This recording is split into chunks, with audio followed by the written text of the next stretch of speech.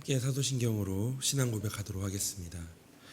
전능하사 천지를 만드신 하나님 아버지를 내가 믿사오며 그 외아들 우리 주 예수 그리스도를 믿사오니 이는 성령으로 잉태하사 동정녀 마리아에게 나시고 본디오 빌라도에게 고난을 받으사 십자가에 못 박혀 죽으시고 장사한 지 사흘 만에 죽은 자 가운데서 다시 살아나시며 하늘에 오르사 전능하신 하나님 우편에 앉아 계시다가 저리로서 산자와 죽은 자를 심판하러 오시리라.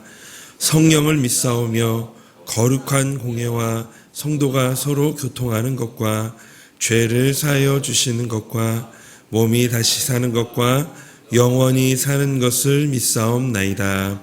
아멘. 찬송가 278장 찬송하겠습니다.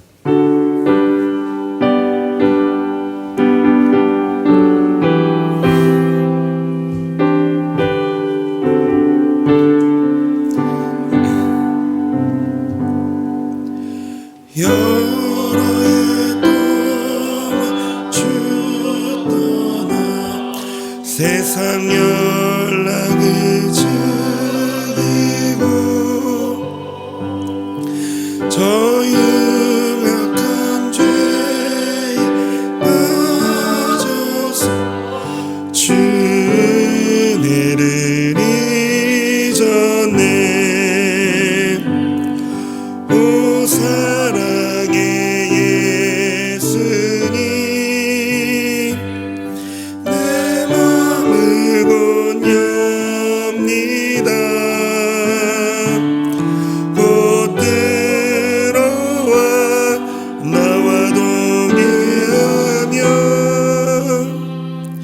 내 생명이 되소서. 죄악에 죽은 인생을 심히 불쌍히 여기사 저 하늘의 영광 버리고 이 세상에 오셨네. 오 사랑의 예수님, 내 맘을 곧 엽니다. 곧 들어와 나와 함께하며 내 생명이 되소서. 4절입니다. 미련한 우리 인생은 주의 공로를 모르고 그 쓸쓸한 사막 가운데 늘 헤매고 다녔네. 오 사랑의 예수님, 내 맘을 곧 엽니다.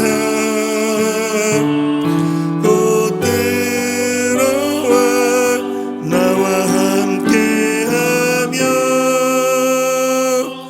내 생명이 되소서.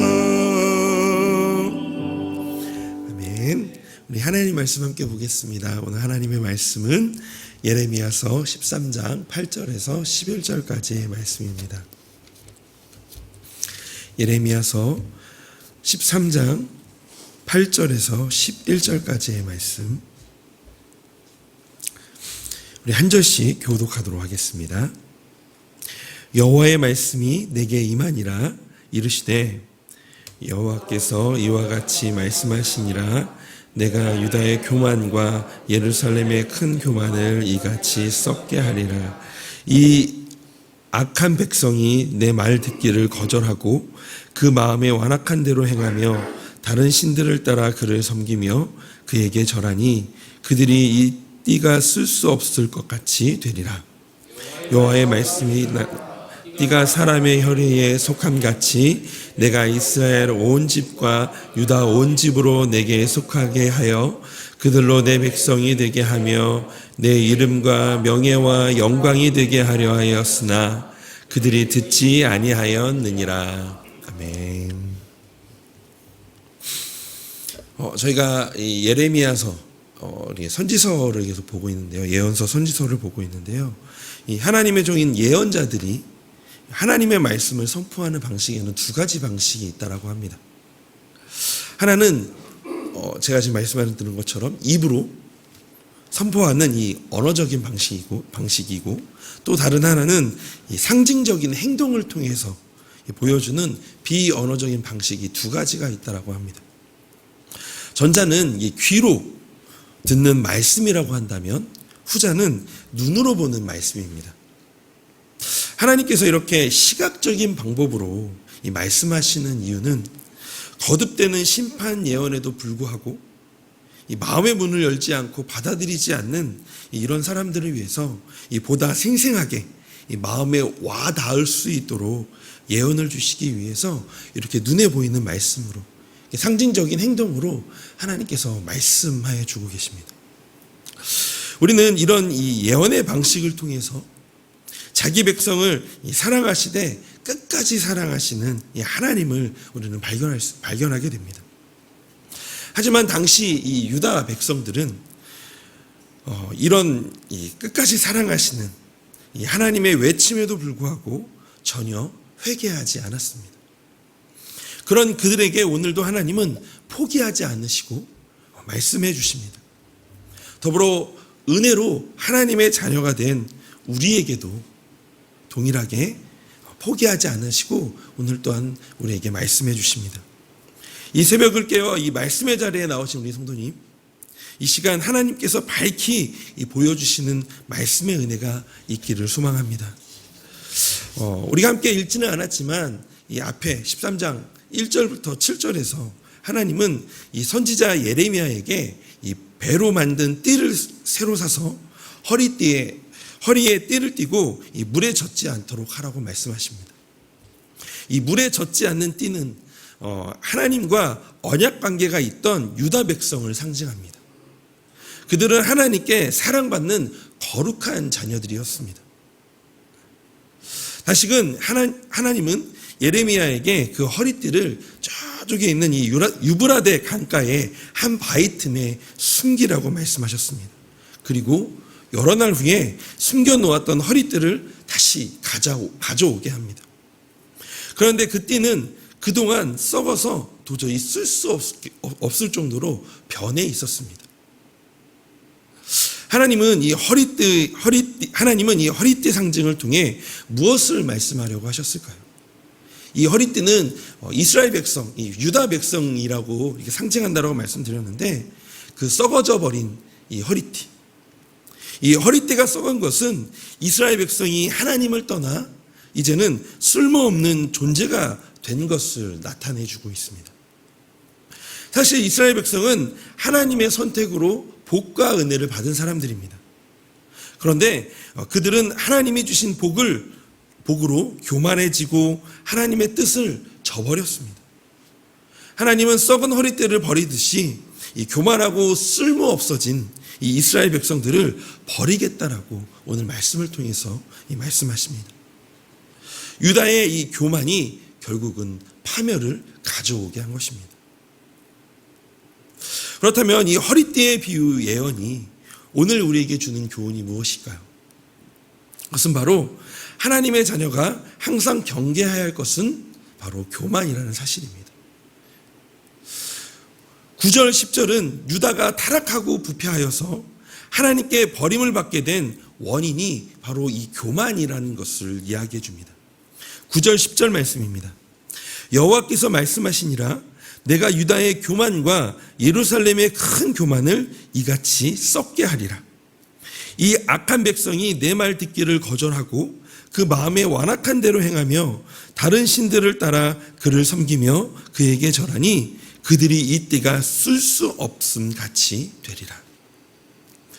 어떻게 보면 이 유다는 이 교만할 근거가 없는 나라였습니다. 당시 유다는 지극히 작은 나라였어요. 사실 이스라엘 전체 땅은요, 우리나라 이 강원도 정도의 크기라고 합니다. 거기에다가 70%가 거의 광야였습니다. 그런데 그나마 이 솔로몬 이후에는 이 남북으로 분열되어졌기 때문에 유다는 더 작은 나라였습니다. 우리는 이 성경을 통해서 유다가 교만하게 되었다라는 이 부분을 볼 때마다 그들이 도대체 무엇을 믿고 교만하게 되었는지 질문하게 되어집니다. 이렇게 작은 나라, 정말 힘이라고는 별로 없을 것 같은데 이런 나라가 교만해져 있었다는 거예요. 사실 인간이란 자기에게 조그만 나은 것이 있어도 교만에 빠질 수 있는 존재인 것 같습니다. 뭔가 믿을 구석이 있다고 생각되면 그저 교만해집니다. 자신에게 다른 사람보다 조금 나은 것, 무언가가 있으면 우쭐해지고 이 다른 사람 위에 서려는 경향이 우리 안에 내재되어 있습니다. 오늘 우리가 보기에 이 유다는 이 참으로 보잘것이 없는 존재였지만 그들도 나름대로 교만해질 수 있는 요소들이 있었습니다. 그 중에 하나는 이 예루살렘 성, 이 유다 백성들이 수도였던 여호와의 성전이 있었던 이 예루살렘의 지리적인 요건 때문입니다. 이 예루살렘 성의 이 견고함이 그들의 교만의 한 요소가 될 수 있었습니다. 예루살렘은요, 이 해발 약 700m의 고지대 위에 건설된 아주 천혜의 요새였습니다. 따라서 외부의 침입이 쉽지 않았죠. 바벨론 제국과 당시에 정말 큰 강대국이었던 바벨론 제국과 또한 로마 제국이 엄청난 대군을 동원하고도 쉽게 함락하지 못한 성이 바로 이 예루살렘 성이었습니다. 따라서 예루살렘의 이 지리적인 견고함이 유다의 교만함의 한 근거일 가능성이 있습니다.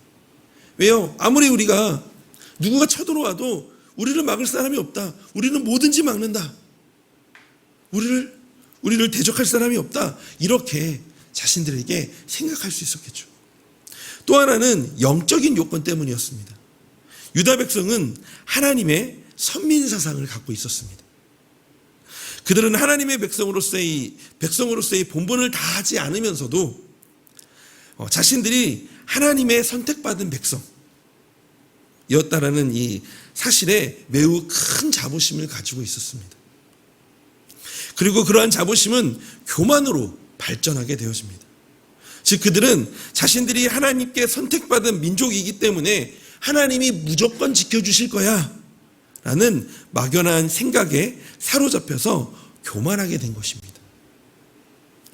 어쨌든 이 유다의 교만은 그들로 하여금 하나님을 두려워하지 않고 불순종과 악을 행하게 만들었습니다. 이로 인해 그들은 하나님께 버림을 받는 지경에 이르게 되었습니다. 저희가 이 예레미야서를 쭉 1장부터 읽어보시면서도 계속 심판의 메시지를 이야기하고 있지만 속속들이 그들이 하나님 앞에 불순종하고 말씀을 듣지 않음에도 불구하고 종교적인 행위를 계속 자행하고 하나님께 계속 가서 제사를 드리는 그런 모습을 하나님께서 경멸하신다. 하나님 그 모습도 심판하신다라는 이야기들을 우리가 예레미야서를 통해서 계속 우리가 듣게 되어지잖아요. 이들은 예배만 드리면 제사만 드리면 괜찮겠지. 왜냐? 우리는 하나님이 지키시는 자녀들이니까. 하나님께 선택받은 백성들이니까 우리가 제사만 드리면 예배만 드리면 하나님 그 제사를 들으시고 받으시고 우리를 용서하시고 우리를 지켜주실 거야. 이러한 자부심을 갖고 있었다는 겁니다. 그렇지만 그런 교만, 그런 자부심이 결국은 하나님께 버림받게 되어지는 지경에 이르게 됐다는 거죠. 이런 사실이 보여주는 것처럼 하나님을 섬기는 사람들이 가장 먼저 경계해야 할 것은 바로 교만입니다. 그것은 외적으로 드러나는 모든 죄를 부추기는 가장 근원적인 형태의 죄이기 때문입니다. 하나님의 백성이 망한다면 그것은 외부의 강력한 대적 때문이 아니라 그것은 전적으로 교만 때문일 겁니다. 교만은 하나님의 백성을 망하게 합니다. 성경은 교만에 대해서 분명히 말합니다. 잠언 16장 18절입니다. 우리 함께 같이 읽어볼까요? 교만은 패망의 선봉이요 거만한 마음은 넘어짐의 앞잡이니라. 그러므로 이 성도로서 이 하나님의 백성다운 삶, 하나님이 기뻐하시는 삶을 살기를 원한다면 가장 먼저 우리 내면에 끊임없이 죄악으로 몰아가고 하나님과 멀어지게 하는 이 교만을 경계해야 합니다. 어떤 이유로든 이 교만한 마음을 합리화하지 말아야 합니다. 아무 자격 없는 이스라엘 백성들이 하나님의 은혜로 선택을 받아서 하나님의 백성이 된 것처럼 우리가 하나님의 자녀가 된 것은 우리의 어떠한 때문이 아닙니다. 에베소서 2장 8절부터 9절을 통해 바울이 말하길 너희는 그 은혜에 의하여 믿음으로 말미암아 구원을 받았으니 이것은 너희에게서 난 것이 아니요 하나님의 선물이라. 행위에서 난 것이 아니니 이는 누구든지 자랑하지 못하게 함이라. 예수 그리스도의 십자가의 은혜가 나에게 우리에게 값없이 주어져서 예수님을 믿음으로 하나님의 자녀라 여겨지게 되었습니다. 그러므로 하나님의 은혜요 이 선물로 하나님의 자녀가 된 우리는 삶에서 더욱 겸손해야 합니다. 설령 우리에게 다른 사람보다 더 나은 것이 있다면 그것은 교만한 마음을 갖기보다 이웃을 섬기며 하나님께 감사할 조건으로 삼아야 할 것입니다. 무엇보다 우리는 작고 미약한 존재임을 생각하며 전능하시고 절대자이신 하나님 앞에 선자로서 항상 겸손하게 살아가도록 애를 쓰는 우리의 하루하루가 되어야 할 줄로 믿습니다. 그래서 이 시간 우리가 함께 기도하기를 원하는데요. 삶에서 우리가 더욱 겸손해야 할 이유가 있다면 나의 나됨은 오직 주님의 은혜이기 때문일 것입니다. 그래서 우리에게 오늘도 주신 하나님의 은혜, 오늘도 우리를 살게 하신 그 하나님의 은혜를 생각하며 우리가 함께 몇 가지 기도 제목을 가지고 함께 기도했으면 좋겠습니다. 먼저는 나를 구원하시고 자녀 삼아주신 예수님을 따라가는 하루가 되게 하여 달라고 기도하며 나아갔으면 좋겠습니다.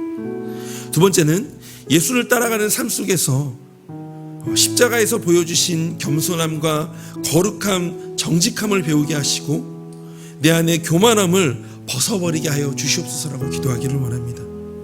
그리고 하나님의 자녀된 삶을 살게 하여 달라고 기도하는 오늘 이 아침이 되었으면 좋겠습니다. 또 세 번째로는 우리 교회를 위해서 함께 같이 기도해 주실 때 하나님 안내부를 위해서 같이 기도해 주시기 원합니다. 은혜의 통로로 사용되어지는 안내부가 되게 하여 달라고. 그리고 또 내일 모레 드디어 저희 정교인 수련회를 갑니다. 우리 정교인 캠프를 통하여 하나님 연결되어지고 결합되어지는 은혜가 있게 하여 달라고 우리가 이 네 가지를 놓고 함께 같이 기도하며 오늘 하루를 시작하기를 원합니다. 함께 같이 기도하겠습니다. 하나님 오늘도 주님의 은혜가 하나님 우리에게 있기를 원합니다.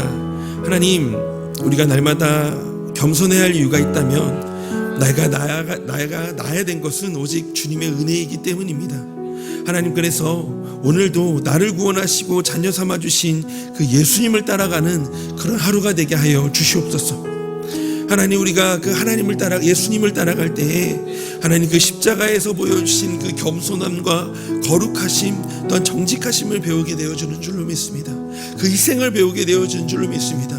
그래서 더욱더 우리가 그 하나님 때문에 주님의 주신 은혜로 우리가 살기에 더욱더 겸손해야 되어지고 또 우리의 삶이 너무나 하나님께서 주신 삶이 감사함으로 하나님이 여겨지게 되어지며 또 내 안에 그 교만함을 벗어버리고 더욱 하나님의 자녀된 삶을 살게 되어지는 줄로 믿습니다.